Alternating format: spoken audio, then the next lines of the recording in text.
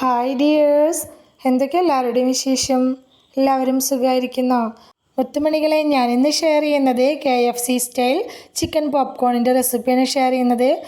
KFC fried chicken എല്ലാവർക്കും ഇഷ്ടമാണല്ലോ. അപ്പോൾ അതിൻ്റെ അതേ ടേസ്റ്റിലുള്ള ചിക്കൻ പോപ്കോണും എല്ലാവർക്കും ഇഷ്ടമാണ്. മക്കൾസിനൊക്കെ ഒരുപാട് ഇഷ്ടമുള്ളൊരു റെസിപ്പിയാണിത്.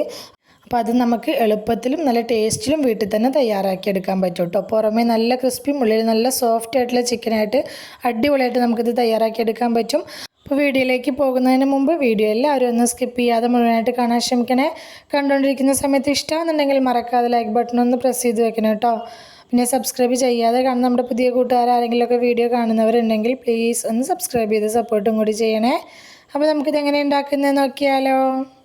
അതിനായിട്ട് ഞാനിതപ്പോൾ ഇവിടെ 300 ഗ്രാം ചിക്കനാണ് എടുത്തിട്ടുള്ളത്. ബോൺലെസ് പീസായിട്ടാണ് നമുക്കിഷ്ടമുള്ള അത്ര വലുപ്പത്തിൽ കട്ട് ചെയ്തെടുക്കുക കേട്ടോ. ഞാനിപ്പോൾ ഒരുപാട് വലുതല്ല, ഒരുപാട് ചെറുതല്ലാത്ത രീതിയിലുള്ള പീസായിട്ടാണ് കട്ട് ചെയ്തെടുത്തിട്ടുള്ളത്. അതിൻ്റെ വെള്ളമൊക്കെ നല്ലപോലെ വാർത്തെടുത്തിട്ടുള്ളതാണ് കേട്ടോ. ഇനി ഒരു ബൗൾ എടുത്ത് വെച്ചിട്ട് അതിലേക്ക് ഒരു അര കപ്പിലും കുറച്ച് കൂടുതൽ പാലെടുത്തിട്ടുണ്ട്.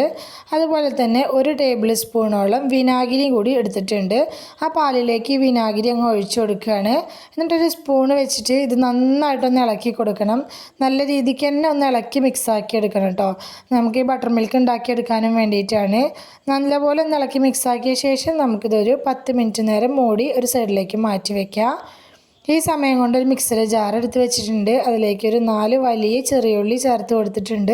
അതുപോലെ തന്നെ കുഞ്ഞു പീസ് ഇഞ്ചി 2 ചേർത്തിട്ടുണ്ട്. കുറച്ച് വെളുത്തുള്ളിയും ചേർത്തിട്ടുണ്ട്. ഒരു ടേബിൾ സ്പൂണൊക്കെ കേട്ടോ ചേർത്തിട്ടുണ്ട്. ഇനി നന്നായിട്ടൊന്ന് അരച്ചെടുത്തുകൊണ്ട് വരണം. ഓണിയൻ പൗഡർ ഇല്ലാത്തതിനെ കൊണ്ടാണ് കേട്ടോ ഞാനിപ്പോൾ ഇതിങ്ങനെ ചെറിയ ഉള്ളിയൊക്കെ ചേർത്ത് അരച്ചിട്ടുള്ളത്. അപ്പോൾ ഓണിയൻ പൗഡർ കയ്യിലുള്ളവർ അത് ചേർത്ത് കൊടുത്താലും മതി. ഇനി ഇതൊരു സൈഡിലേക്ക് വെക്കുക. അപ്പോൾ ഈ 10 മിനിറ്റ് ആയിട്ടുണ്ട്. നമ്മുടെ ബട്ടർ മിൽക്കൊക്കെ അതവിടെ നല്ല അടിപൊളിയായിട്ട് തന്നെ സെറ്റായിട്ട് കിട്ടിയിട്ടുണ്ട്. വീണ്ടും ഒരു സ്പൂൺ വെച്ചിട്ട് നന്നായിട്ടൊന്ന് ഇളക്കി മിക്സാക്കി കൊടുക്കുക. ഇനി ഇതിലേക്ക് വേണ്ട ഇൻഗ്രീഡിയൻസൊക്കെ ആദ്യം ചേർത്ത് കൊടുക്കുക. നമ്മുടെ ചിക്കനിലേക്ക് ആവശ്യമായിട്ടുള്ള ഉപ്പ് ചേർത്ത് കൊടുക്കുക. 1/2 ടീസ്പൂൺ മുളക് പൊടി ചേർത്ത് കൊടുക്കുക. 1/4 ടീസ്പൂൺ കുരുമുളക് പൊടി, അതുപോലെ തന്നെ ഒറിഗാനോ ആണ് ചേർത്തിട്ടുള്ളത്. ഒരു 1/4 ടീസ്പൂൺ ഒറിഗാനോ ചേർത്തിട്ടുണ്ട് കേട്ടോ. അപ്പോൾ ഒറിഗാനോ കയ്യിലുള്ളവർ സ്കിപ്പ് ചെയ്യാതെ തന്നെ ചേർക്കണം, നല്ല ടേസ്റ്റാണ്. പിന്നെ നമ്മൾ ചതച്ചെടുത്ത് വെച്ചിട്ടുള്ള ഉള്ളി, ഇഞ്ചി, വെളുത്തുള്ളിയുടെയൊക്കെ പേസ്റ്റ് ഉണ്ടല്ലോ, അത് ചേർത്ത് കൊടുക്കുക. 1 ടീസ്പൂൺ സോയാ സോസ് ചേർത്ത് കൊടുക്കുക. ഇത്രയും ചേർത്ത് കൊടുത്ത ശേഷം ഇത് നന്നായിട്ടൊന്ന് ഇളക്കി മിക്സാക്കി എടുക്കുക. എല്ലാം കൂടെ നന്നായിട്ടൊന്ന് യോജിച്ച് കിട്ടുന്ന വിധത്തിൽ നല്ലപോലെ ഒന്ന് മിക്സാക്കി എടുക്കുക. ഈ ഒരു സമയത്ത് നല്ലപോലെ ഒന്ന് മിക്സാക്കി എടുത്ത ശേഷം ഉപ്പും എരിവൊക്കെ ഒന്ന് നോക്കുക കേട്ടോ. അപ്പോൾ നമുക്ക് പോരായ്ക തോന്നുന്നുണ്ടെങ്കിൽ ഈ സമയത്ത് ചേർത്ത് കൊടുക്കുക.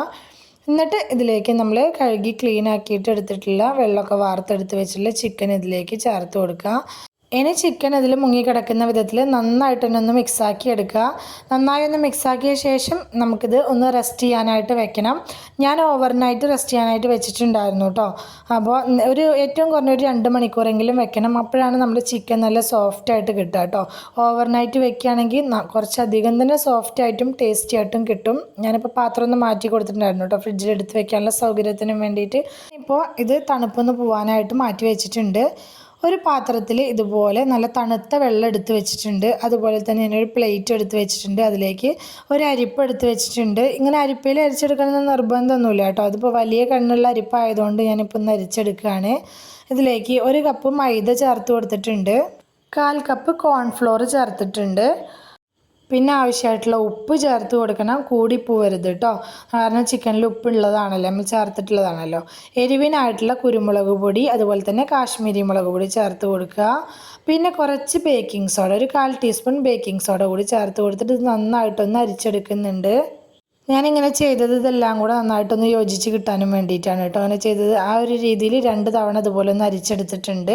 നിങ്ങൾക്ക് വേണമെങ്കിൽ ഡയറക്റ്റായിട്ട് ഇതുപോലെ പാത്രത്തിലേക്ക് എടുത്തിട്ട് എല്ലാം കൂടെ സ്പൂൺ വെച്ച് മിക്സാക്കി എടുത്താലും മതി കേട്ടോ. ഇനി വീഡിയോയിൽ കണ്ട പോലെ തന്നെ ഈ പൊടിയിലേക്ക് നമ്മുടെ ചിക്കൻ പീസസ് ഓരോന്നായിട്ട് ഇട്ട് കൊടുക്കുക. എന്നിട്ട് ഇത് ചെറുതായിട്ടൊരു കോട്ടിങ് കൊടുക്കുക കേട്ടോ. കാരണം ഇത് ഡബിൾ കോട്ട് ചെയ്യാനുള്ളതാണ്. അപ്പോൾ ആദ്യത്തെ കോട്ട് ചെറുതായിട്ടൊന്ന് കൊടുത്താൽ മതി. ഓരോ ചിക്കൻ പീസസും ഇതുപോലെ ജസ്റ്റ് ഒന്ന് പൊടിയിലിട്ടിട്ട് ഒന്നങ്ങ് ഇളക്കി എടുത്ത ശേഷം വേറൊരു പാത്രത്തിലേക്ക് വെച്ച് കൊടുക്കുക. ഇനി ഇതെല്ലാം കൂടെ ഞാനിപ്പോൾ ഒരു സ്ട്രെയിനറിലേക്ക് ഇങ്ങനെ മാറ്റി കൊടുക്കുന്നുണ്ട് കേട്ടോ. ആദ്യം ഇതുപോലെ ചെയ്ത് ചിക്കൻ ഇതുപോലെ ഒരു സ്ട്രെയിനറിലേക്ക് മാറ്റി കൊടുക്കുന്നുണ്ട്. ആദ്യം തന്നെ നിങ്ങൾക്ക് ഇതുപോലെ പൊടിയിലിട്ടിട്ട് മിക്സാക്കിയ ശേഷം ഇതുപോലെ സ്ട്രെയിനറിലേക്ക് വെച്ച് കൊടുത്താലും മതി കേട്ടോ. ഇനി ഇതുപോലെ ആ തണുത്ത വെള്ളത്തിലേക്ക് നമ്മൾ എടുത്തു വെച്ചിട്ടുണ്ടായിരുന്ന നല്ല തണുത്ത വെള്ളം ഉണ്ടല്ലോ, അതിലേക്ക് ഇതുപോലെ ഒന്ന് അങ്ങ് മുക്കിയെടുക്കുക. ശേഷം വീണ്ടും ഇതുപോലെ ആ പൊടിയിലേക്ക് ഇട്ട് കൊടുക്കുക കേട്ടോ. ഇനി നമുക്കിത് നല്ല രീതിക്ക് ഒന്ന് കോട്ട് ചെയ്തെടുക്കണം. ഇങ്ങനെ ഓരോ ചിക്കൻ പീസസും ആ പൊടിയിലിട്ടിട്ട് ഇതുപോലെ ഒന്ന് അമർത്തി പ്രസ് ചെയ്തിട്ട് ഒന്ന് കുടഞ്ഞു കൊടുക്കണം കേട്ടോ. അങ്ങനെ കുടഞ്ഞു കൊടുക്കുന്ന സമയത്ത് നമ്മൾ KFC എന്നൊക്കെ കിട്ടുന്ന ആ ഒരു ചിക്കൻ്റെ അതേ ടെക്സ്ചർ കിട്ടും കേട്ടോ. ഓരോ പീസും രണ്ടാമത്തെ കോട്ടിങ് മാത്രം ഇത്രയും അങ്ങനെ അമർത്തി ചെയ്താൽ മതി കേട്ടോ. ആദ്യത്തെ കോട്ടിങ് ജസ്റ്റ് ഒന്ന് വെറുതെ പൊടിയിലിട്ട് ഒന്ന് അങ്ങ് ഇതാക്കി എടുത്താൽ മതി. ഇതുപോലെ ഓരോ പീസസും ഇതുപോലെ ഞാൻ ചെയ്തെടുക്കുന്നുണ്ട്. ഞാനിപ്പോൾ ചെറിയ പീസായിട്ട് എടുത്തു എന്നുള്ളൂ. നിങ്ങൾക്ക് എത്രത്തോളം വലുപ്പത്തിൽ വേണമെന്നുള്ള പീസാക്കിയിട്ട് എടുക്കണം നോക്കിയിട്ട് അതിനനുസരിച്ച് ചെയ്തെടുത്താൽ മതി കേട്ടോ. കുറച്ചും കൂടി വലിയ പീസൊക്കെ ആകുമ്പോൾ കാണാനിങ്ങനെ നല്ല ഭംഗിയുണ്ടായിരിക്കും. അപ്പോൾ ഈ ഒരു രീതിക്ക് ആക്കിയെടുത്ത ശേഷം നമുക്ക് ആദ്യത്തെ ബാച്ച് ചെയ്തത് ഫ്രൈ ചെയ്തെടുക്കുക.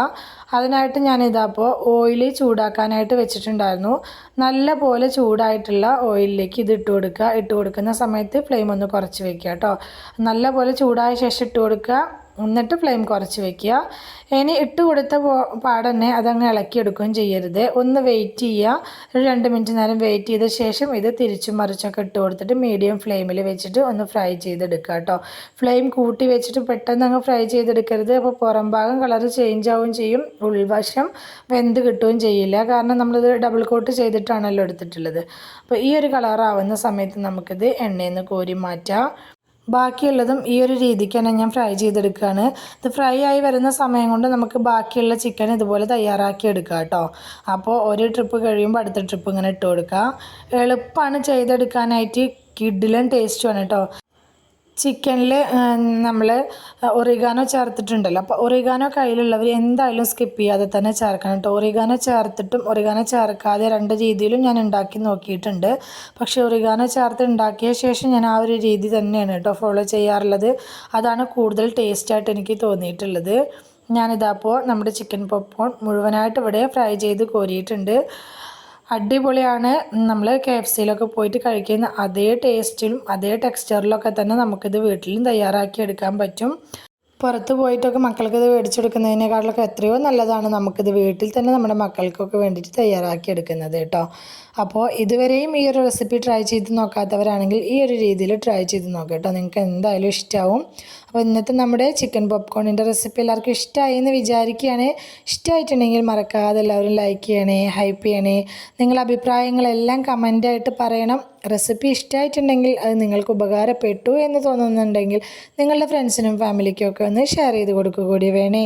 ഇതുവരെ കൂടെ നിന്ന് സപ്പോർട്ട് ചെയ്തിട്ടുള്ള എൻ്റെ എല്ലാ മുത്തുമണികൾക്കും ഒരുപാട് നന്ദി. എന്നാൽ ശരി, സിമ്പിൾ ആൻഡ് ടേസ്റ്റി റെസിപ്പിയുമായി ഞാൻ വീണ്ടും വരാം. ബൈ.